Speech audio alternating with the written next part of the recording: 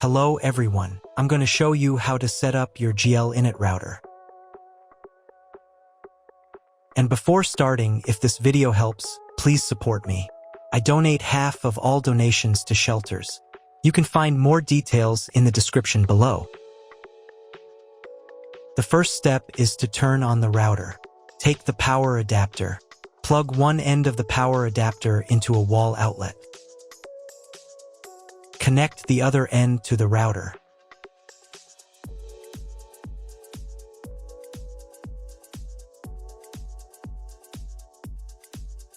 When it's powered on, a light will illuminate. It might take a few minutes for the router to fully power up. Next, plug the cable from your broadband provider or modem into the internet port. This port is often called WAN and is usually a different color. Each cable should be inserted until it clicks. Now you should reset the router to its factory settings. Hold down the reset button on the router for 10 seconds. Wait for the lights on the router to begin flashing. Occasionally, this button can be found inside the router casing to avoid accidental presses. Use a slim object to press it down.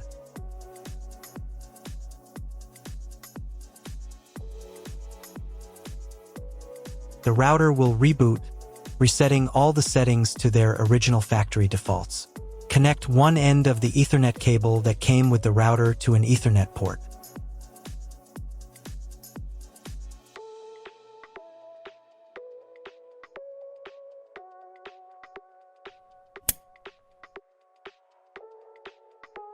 Connect the other end to your computer or laptop's Ethernet port. Please wait a few minutes for connection. Awesome!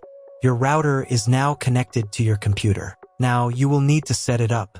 Before we get started, I'll show you another way to connect the router in case you don't have an Ethernet cable or your computer doesn't have an Ethernet port. Simply plug in the router to the power adapter and connect the cable from your internet provider. This will turn on the Wi-Fi. If the router is new and hasn't been set up yet, the Wi-Fi network will be named after the router itself. Your router has a unique Wi-Fi network name and password printed on a label. Connect to it. Great job connecting to the router. Now let's move on to the setup process. First, open your browser and go to the link you see on the screen. Make sure to type the address directly into the browser's address bar, not the search bar. If you see a login page asking for a password, it means your router has already been configured. Ask the person who previously set up the router for the password. If you're unable to get it, you'll need to reset the router to its factory default settings. After that, try accessing the router's admin panel again.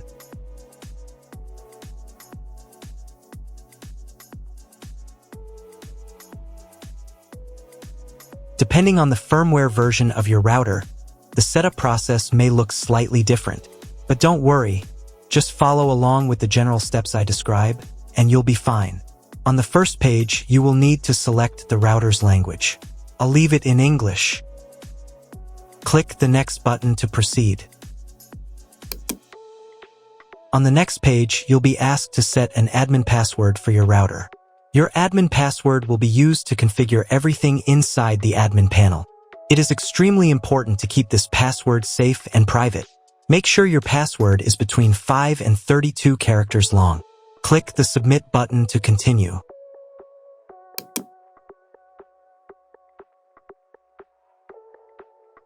Now it's time to choose your internet connection type. This information can usually be found in your internet provider's contract or welcome documents. Click on the Modify button to open the options. From the drop-down list, choose the correct connection type for your network. Again, this should match what your internet provider has given you. If you're unsure which one to choose, select this default option. It's the most commonly used. Click the Apply button to save your selection. Now let's change the name and password of your Wi-Fi network. From the menu, click on Wireless. Then, on the Wireless page, click the Modify button.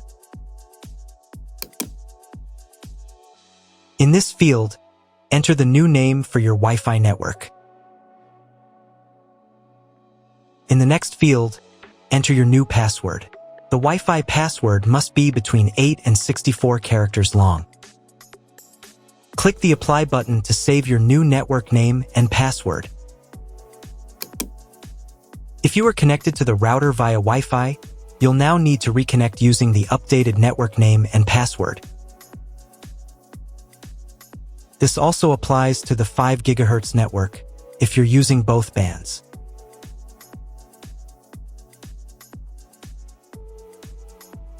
After updating the 5 GHz settings, don't forget to click Apply again.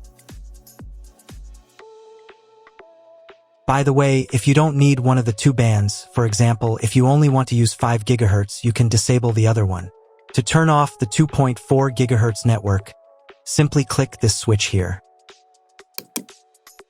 Wait around 10 seconds for the change to apply. To re-enable it, click the switch again and wait another 10 seconds.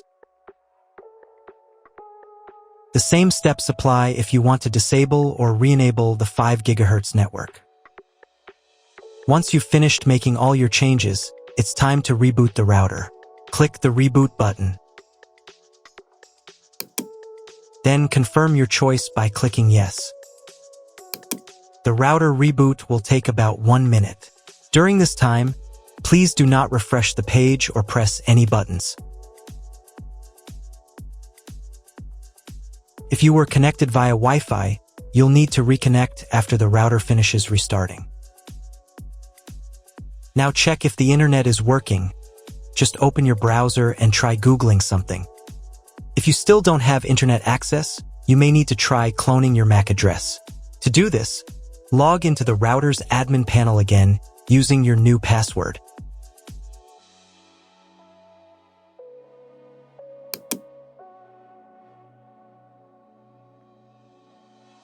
Navigate to the More Settings tab.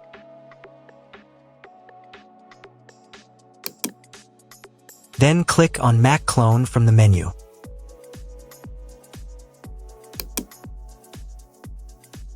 On this page, select the option from the drop-down menu that includes the word clone in parentheses. Your MAC address may look different from mine, and that's completely fine. Click the Apply button to save this setting.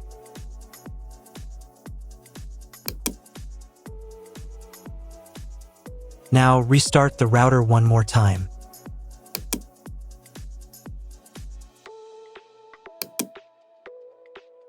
Wait for about 1 minute while the router reboots. If you were connected via Wi-Fi, you'll need to reconnect after the router finishes restarting. Once it's back online, check if the internet is working.